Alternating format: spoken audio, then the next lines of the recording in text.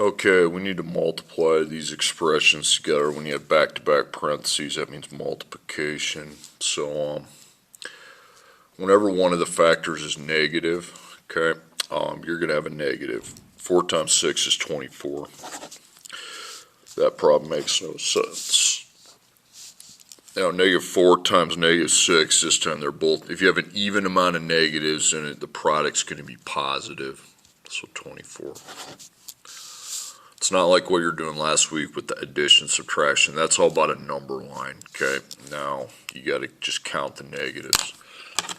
So I take 1 1/2 times negative 1/2, and I know the answer is negative. And it's negative 3/4. Okay, next one, times and times. There's 3 negatives, so that's an odd number, and 2 times 2 times 2 is 8. Here, look at all your negatives, okay? There's an even number of negatives, so positive. 4 times 3.86 times 0.7 times 1, 10.808.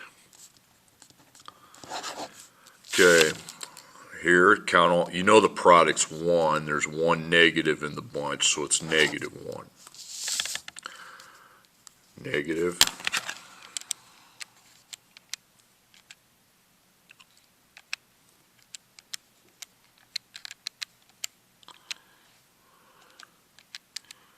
Two and 3/8. Okay. I know it's kind of weird, so that means all these must multiply to 1 to give me 2 and 3/8. Okay, division, same thing. Okay. 2 negatives means you're going to have a positive. That's an even amount. That's 2. 1 negative means you have a negative. You got 7. 2 negatives, you got 3. Positive 48 divided by 6 is 8. It's positive 16 divided by 4 is 4. It's negative, that's going to be 3. It's negative. You take 15 divided by 1 1/4. It's 12. Negative 12. Okay, here one of them's negative. I mean, I understand you're going to use a calculator for this, but at least you should know your even, odd, negative multiplication division. Round to the nearest hundredth, that means 2 decimals out, 0.68. You don't need to write that whole thing. Okay, now you're dealing with exponents. Negative 4 to the third, that means negative 4 times negative 4 times negative 4. If you're going to use a caret button, make sure you put the parentheses around the negative base, otherwise you're going to get the wrong answer on some of them. That's an odd number of negatives, so negative 64. So I think if the exponent's odd, it's going to be a negative product, but if it's even, like this one, the product's positive. 16. Okay, here's an odd, so I know the product's negative, and I'll just take 0.58 to the third power, and we'll go round to the nearest hundredth, 0.20 or 0.2. They mean the same thing. Okay, even, so your product's positive, so you take a half times a half. That's going to be 1/4. Multiplying those kinds of fractions is easy. You just multiply the tops and the bottoms together. Positive product. So it's 9/60. Now you got something different. You have a negative exponent, okay? Here's what you do with a negative exponent. You put a 1 over the top of the base. You've done what's called reciprocating it, and then make your negative 2 positive 2. Then you go negative 2 times negative 2. That's an even number, even amount of negatives, I should say. That's 4.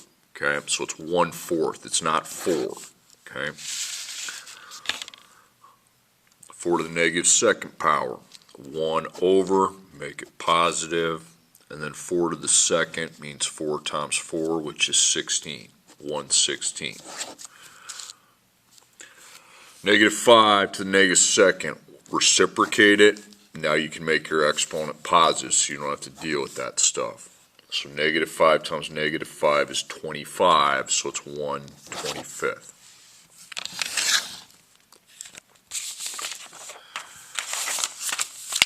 Okay. Now, if you have a decimal with a negative exponent, I would just plug in the negative exponent, okay? If there's a decimal, okay? Because you know it's going to be a decimal anyway, you might as well use a negative exponent. So caret button, -2, 0.04. Okay, now this one, that's, for -4 is an even number, so we know this is going to be positive, and then I take 6.087, even though the base is negative, the outside exponent's even, so it'll be an even number of negative factors. 0.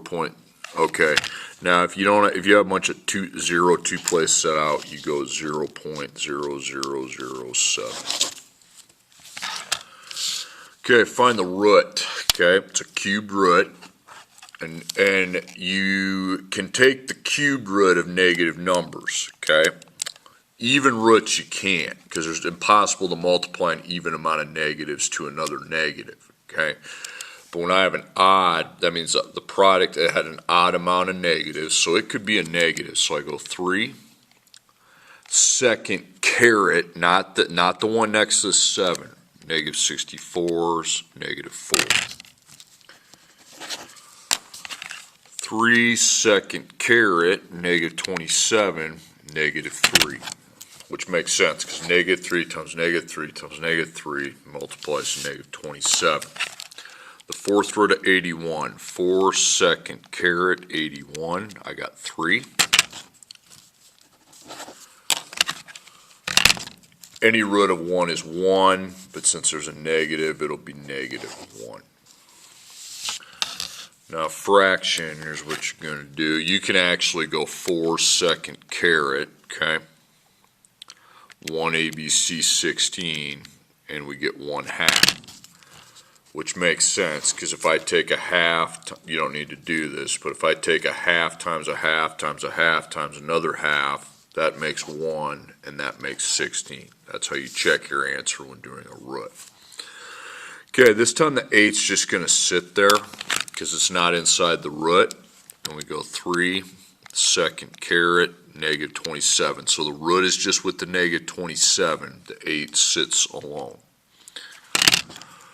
-3/8. Okay, and that's your multiplying, dividing by negatives. Remember with exponents, if you have a negative base, if the exponent's even, the negative is going to go away. Okay, if it's odd, it's going to stay. Remember, if the exponent itself is negative, okay, the power is negative, you put a 1 over it, and then you can make it positive. It becomes easier to deal with.